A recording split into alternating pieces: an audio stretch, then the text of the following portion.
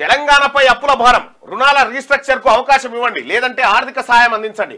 కేంద్ర పన్నుల్లో రాష్ట్రాల నిధుల వాటాను 50% పెంచండి. 16వ ఆర్థిక సంఘానికి సీఎం రేవంత్ రెడ్డి విజ్ఞప్తి. భారీగా అప్పులు చేసిన గత బీఆర్ఎస్ ప్రభుత్వం 6.85 లక్షల కోట్లకు పెరిగిన రుణభారం, బలమైన పునాదులున్నప్పటికీ ఆర్థికంగా సవాళ్లు. తెలంగాణ యంగెస్ట్ ఫ్యూచర్ స్టేట్, రుణ సమస్యకు పరిష్కారం చూపాలని వినతి. ఇక్కడ చూడండి, 6.85 లక్షల కోట్లు. మనం చెప్పినగా ముదిరాజుల నెత్తి మీద ఎంత అప్పు ఉందో ఇక ముఖ్యమంత్రి గారు చెప్పిండు, ఇంత రుణం ఉంది, అప్పు తెచ్చినామని చెప్తా ఉన్నారు. ఎట్లా తెచ్చిరు? అప్పుడు గతంలో కేసీఆర్ ఏం చేసిండు? ముదిరాజుల తలకాయలు కుదబెట్టిండు, గౌండ్ల తలకాయలు కుదబెట్టిండు, పద్మశాలలో తలకాయలు కుదబెట్టిండు, మున్నూరు కాపుల తలకాయలు కుదబెట్టిండు, అందరు తలకాయలు కుదబెట్టి తీసుకొచ్చిండు.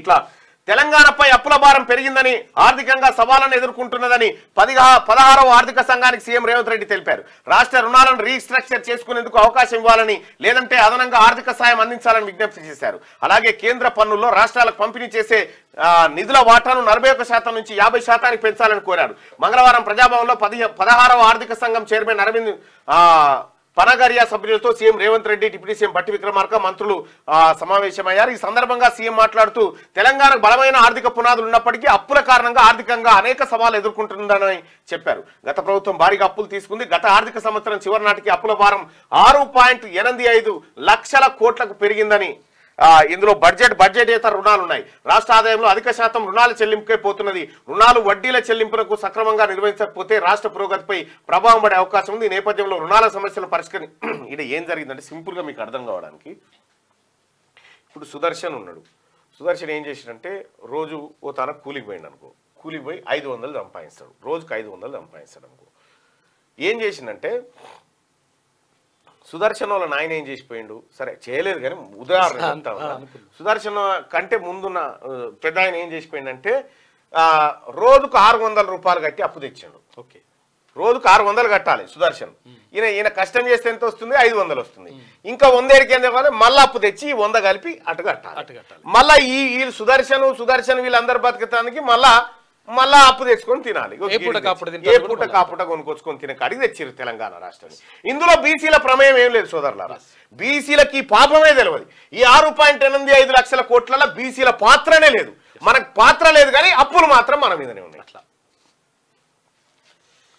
ఇక ఇది 71,744 కోట్ల గ్రాంట్ కావాలి. 16వ ఆర్థిక సంఘానికి రాష్ట్ర ప్రభుత్వం విజ్ఞప్తి. మీకు కూడా తెలుసో తెలియదు, ఇంకా గమ్మత్ విషయం.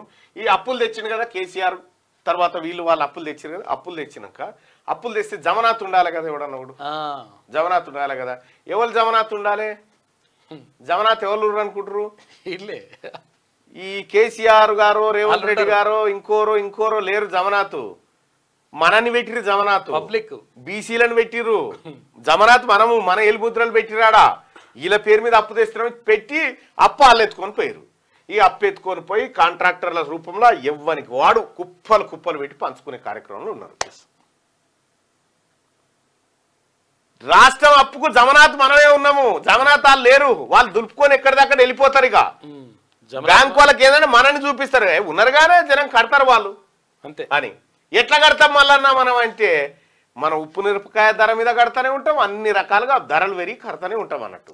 అగ్గిపెట్టే కాడికెళ్ళి కట్టాలి. 71,744 కోట్ల గ్రాంట్ కావాలి. 16వ ఆర్థిక సంఘానికి రాష్ట్ర ప్రభుత్వం విజ్ఞప్తి. ఫోర్త్ సిటీకి 12,972 కోట్లు, మిషన్ భగీరథ 11,996 కోట్లు, మూసీ రివర్ ఫ్రంట్కు 7,000 కోట్లు, మున్సిపాలిటీలో అండర్ గ్రౌండ్ సివరేజీ సిస్టమ్కు 7,200 కోట్లు, స్కూల్స్ అప్గ్రేడేషన్కు గురుకుల విద్యాలయాల నిర్మాణానికి 4,500 కోట్లు ప్రతిపాదనలు పనగరియా టీం ముందు ఉంచిన రాష్ట్ర ప్రభుత్వం. ఇక వాళ్ళు ఇస్తారా ఏం చేస్తారా అనేది మనకు తెలియదు. ఇక ఇది ఇట్లుంటే ప్రతి నెల జీతాల కంటే అప్పుల కిస్తీలకే ఎక్కువ కడుతున్నాం. చూసుకో, ఇప్పటిదాకా చెప్పిన లెక్క జీతాలకు 5,000 కోట్లు అయితే అంతకంటే ఎక్కువ బాకీలకే పోతున్నాయి. డిప్యూటీ సీఎం భట్టి 10 ఏళ్ల తర్వాత కట్టేలా కండిషన్స్ తో గత సర్కార్ భారీగా రుణాలు తెచ్చింది. ఆ అప్పులు ఇప్పుడు మేము తీరుస్తున్నాం. కేసీఆర్ ఎట్లా తెచ్చిన అనుకున్న అప్పులు తెలివికలోడుగా ఇప్పుడు ఈ 10 ఏళ్ల తర్వాత నుంచి ఈ కిస్తీలు కట్టుడు స్టార్ట్ చేస్తాం. 10 ఏళ్ళు మంచిగా ఏ బాధ లేకుండా కిస్తీలు కట్టకుండా ఉన్న కాడికి దూపకు దాగిండు. ఇప్పుడు వచ్చినోడి మీద పడ్డదిగా అది లెక్క ఈ కిస్తీలు. గత సర్కార్ భారీగా రుణాలు తెచ్చింది, ఆ అప్పులు ఇప్పుడు మేము తీరుస్తున్నాం. కేంద్ర పథకాలు వినియోగించుకోవాలంటే కఠిన నిబంధనలు, దీనివల్ల ఇబ్బందులు ఎదుర్కొంటున్నామని కామెంట్. గత బీఆర్ఎస్ సర్కార్ చేసిన అప్పులు కిస్తీలకే తాము ప్రతి నెలా భారీగా చెల్లిస్తున్నామని డిప్యూటీ సీఎం ఆర్థిక మంత్రి భట్టి విక్రమార్క అన్నారు. ప్రతి నెల రాష్ట్ర ప్రభుత్వం ఇచ్చే జీతాలు మొత్తం 5,000 కోట్లయితే అప్పులకు కట్టే వడ్డీలు అంతకంటే ఎక్కువగా ఉంటున్నాయని తెలిపారు. అప్పుల కిస్తీలకే ఎక్కువ కడుతున్నాం, మనం కిస్తీలు అప్పులు కట్టడానికే వచ్చినాం మనం ఈ దేశంలో. క్యూ న్యూస్ ఛానల్లో పనిచేయటకు అనుభవం గల సీనియర్ వీడియో ఎడిటర్స్ కావాలను సంప్రదించవలసిన నెంబర్ 8688926084. qnewsads@gmail.com ను సంప్రదించండి. లైక్ చేయండి.